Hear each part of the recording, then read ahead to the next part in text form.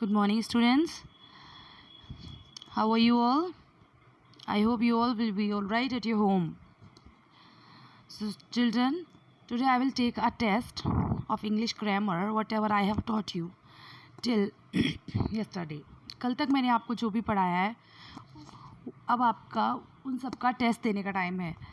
तो सबसे पहले जहाँ से हमने स्टार्ट किया था वो चैप्टर हमारा था नाउन.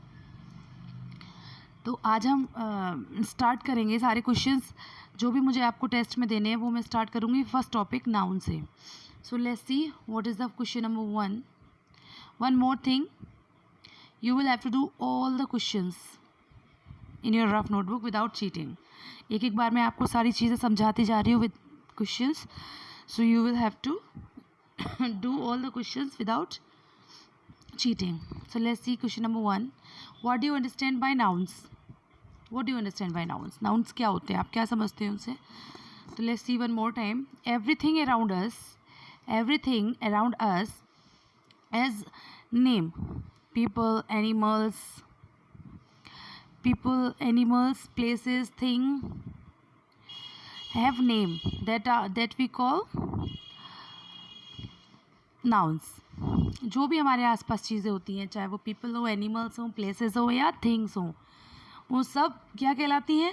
नाउन्स कहलाती हैं. एग्जाम्पल, पीपल का एग्जाम्पल कुछ भी ले सकते हैं, like Abhijit.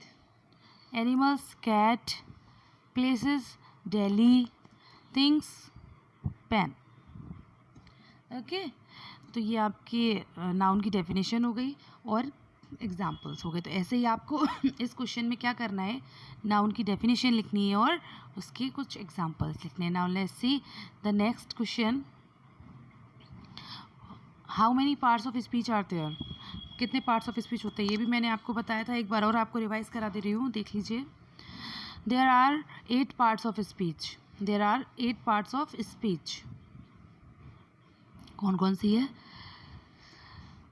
Number 1 noun, second adjective, third pronoun, fourth verb, fifth adverb, sixth preposition, seventh conjunction, eighth interjections.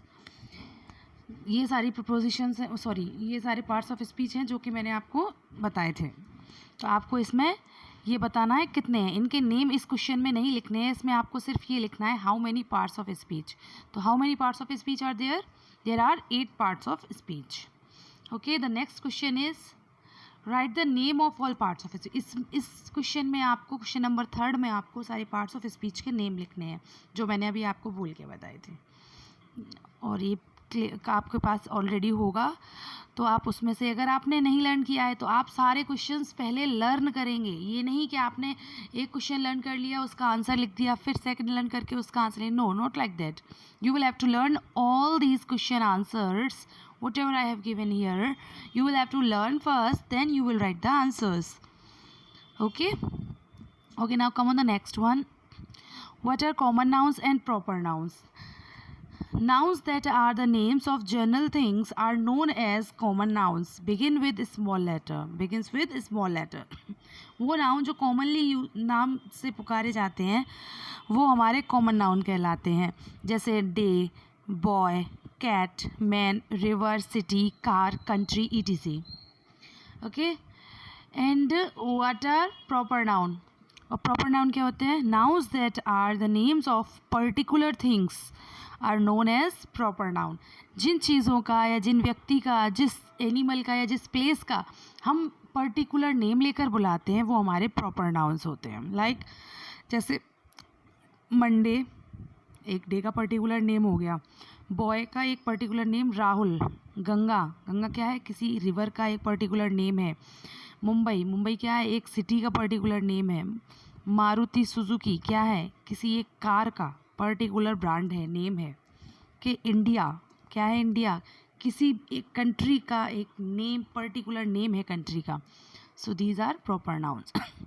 ये भी मैं आपको पहले बता भी चुकी हूँ और आपके पास इसका क्लिप भी होगा, so that you can learn examples and definition, then you will write the difference between common and proper noun. Write 5 common nouns and 5 proper nouns. इसमें आपको 5 एग्जाम्पल्स कॉमन नाउन के लिखने हैं। आप ऊपर एक हेडिंग डालेंगे कॉमन नाउन, उसके नीचे 5 पॉइंट्स कॉमन नाउन के लिखेंगे, और राइट हैंड साइड पे एक हेडिंग डालेंगे आप प्रॉपर नाउन, उसके नीचे आप 5 प्रॉपर नाउन्स लिखेंगे।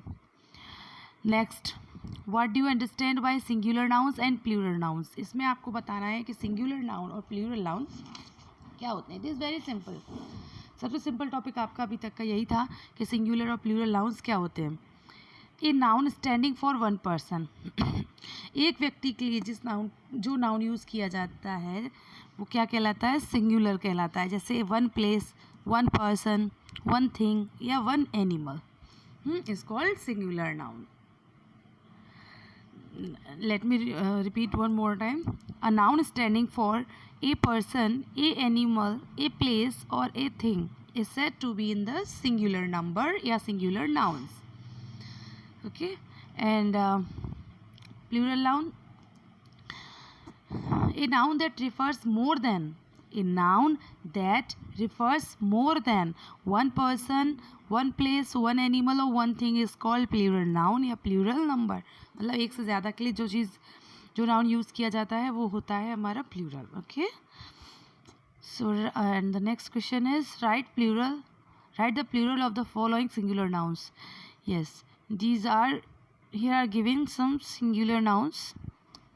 These are some singular nouns, or here you will write the plural nouns. ये जो आपके singular nouns दिए हुए हैं इनके आपको यहाँ पर प्लूरल नाउन्स लिखने हैं इन्हीं के सामने। इसी तरह आप सेम कॉपी पर नोट करेंगे, उतारेंगे और उसके बाद उसके सामने यहाँ पर उनका प्लूरल लिखेंगे।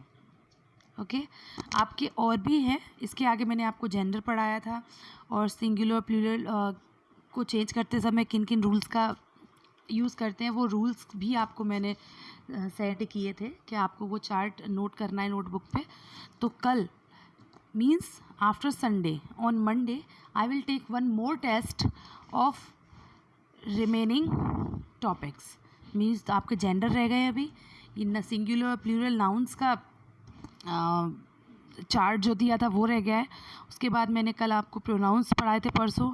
कल use of yesterday I have taught you the use of this, that, these and those। अभी ये 4 टॉपिक्स और रह गए हैं जिनका मैं मंडे को टेस्ट लूँगी। Okay student, so I hope you all will give the test very honestly. So that much for today, and on Monday again you get ready। जो भी टॉपिक आपके अभी रह गए हैं, आप कल संडे है, बहुत अच्छे से रिवाइज कर लीजिएगा सारे topic so that I can take test on Monday। Okay, thank you students, that much for today।